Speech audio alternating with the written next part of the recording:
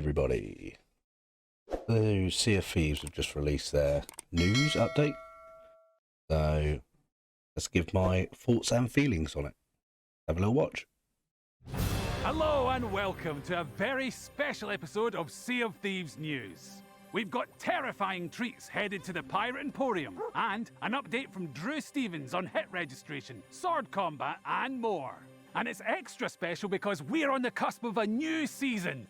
That's right, Season 10 is nearly here! About fucking time.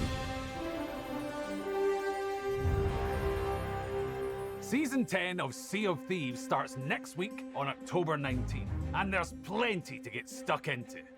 There's over 100 levels of new rewards to start unlocking through your seasonal progression, as well as the introduction of guilds. With guilds, you'll be able to play with others under a shared identity, creating meaningful social bonds, all while engaging in a new progression route that'll unlock some incredible new rewards. And then in November, we're releasing the Skull of Sirens song, a new type of competitive void where you'll battle against. You know, this I'm looking forward to. I can't wait for this to come out. This will improve the game. Imagine whole server come back, be like day one Sea of Thieves again. I think it's going to be great. Other crews in an action-packed race to be the first to claim a powerful ancient artifact. Then in December, we'll be adding Safer Seas, a new way to play Sea of Thieves either alone or with up to 3 of your friends, outside of the shared world. And when Season 10 launches Another on thing that I October think is good. 19th, we'll be adding new items to the Outpost stores.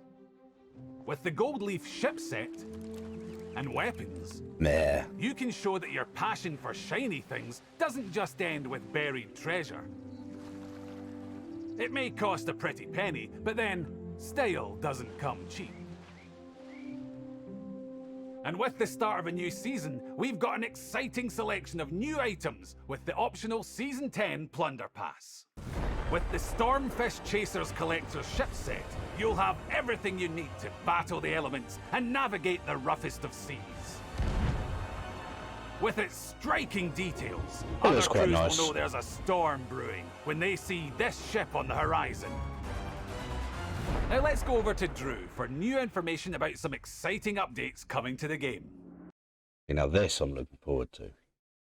Let's see what they got to say.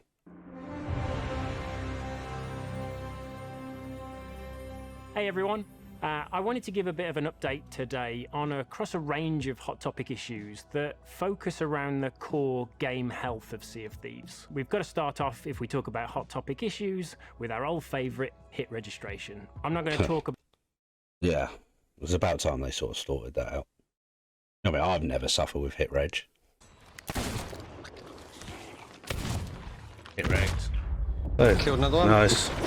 Nice.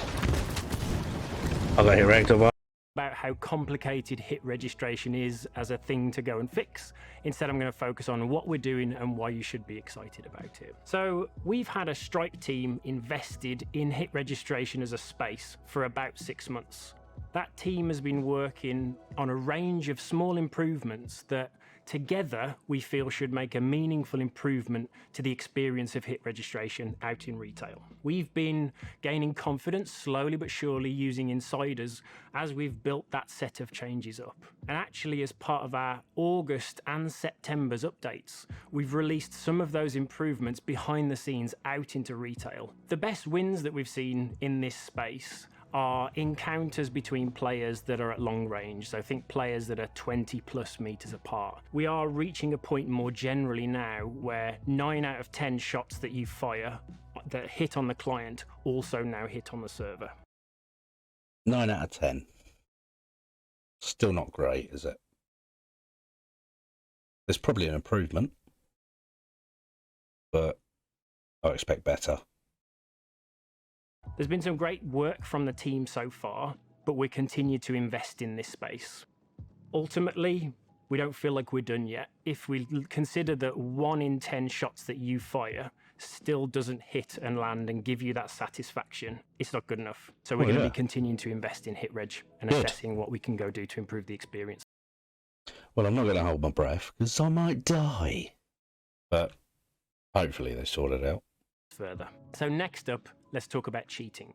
So there's two things that Sort it out! I want to update on here. The first one is that we're continuing to work reactively on issues and vulnerabilities that are surfaced. Most recently, there was a teleportation issue that was kind of heavily affecting Hourglass PvP that's been improved in a previous update. I've heard they got rid of set that. of changes, Stop in them addition being to able the to teleport. teleportation fix, has reduced the reports of cheating that have reached our player support team by about 30%. So a significant reduction in cheating reports. It's a good But start. we know they're still there.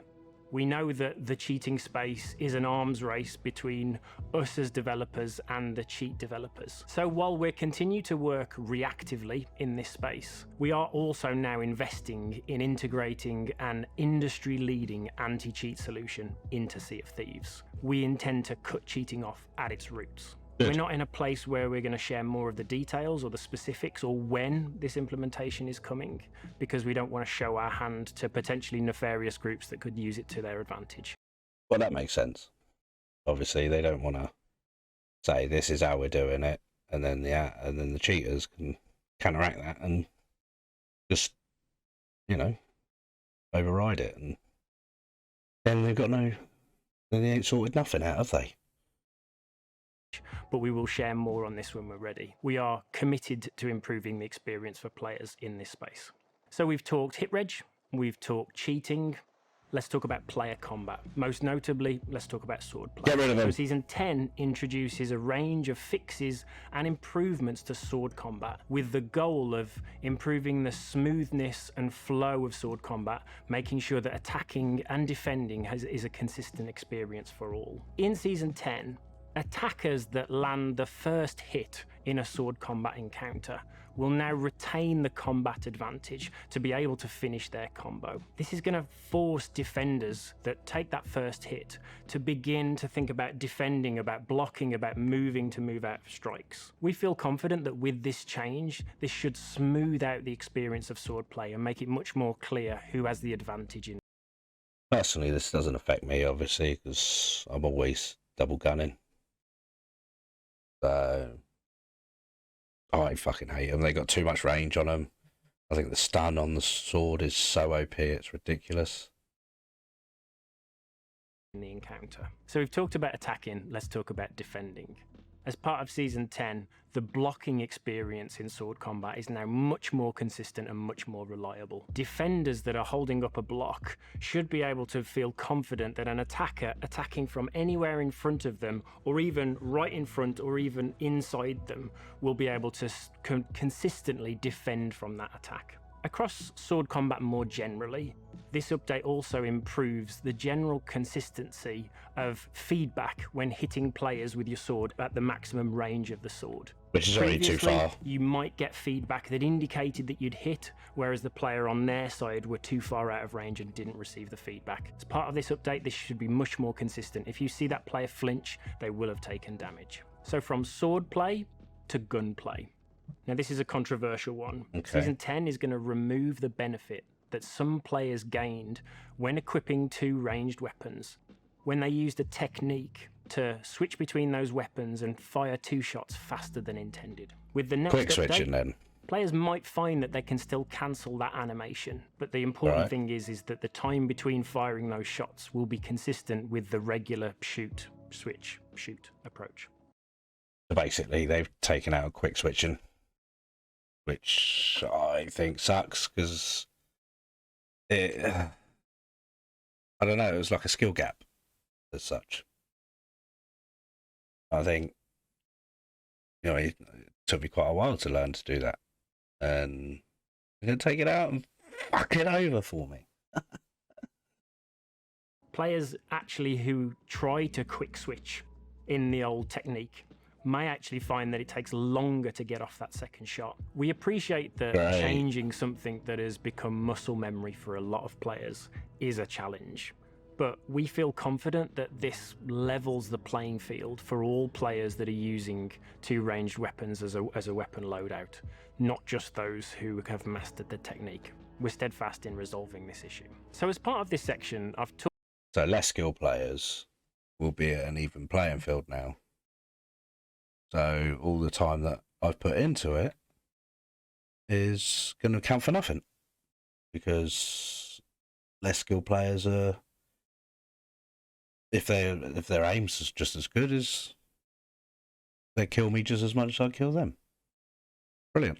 Talked quite broadly across a range of hot topic issues. At least some of these will have affected part of your experience playing Sea of Thieves. Most of this work has actually been achieved by a new team that we've brought on board. That team has a key focus on improving the health of the game experience. We feel much more confident as we look ahead to the future that we can do a much better job of staying on top of these hot topics and delivering more regular improvements alongside our seasons. Well, I think that's enough from me. If you have any questions, please don't contact me personally on social media. All right, I won't. Take care and see you on the seas. Doubt it. As the days get shorter and we head into the season of spooks and spectres, we're bringing a selection of spine-tingling new items to the Pirate Emporium. Alright, now that looks cool. I like that. The animation on that. Don't like the clothing. Sails are a bit bland. Pets look good. I like the glowing eyes and the glowing bits all over them. I like that.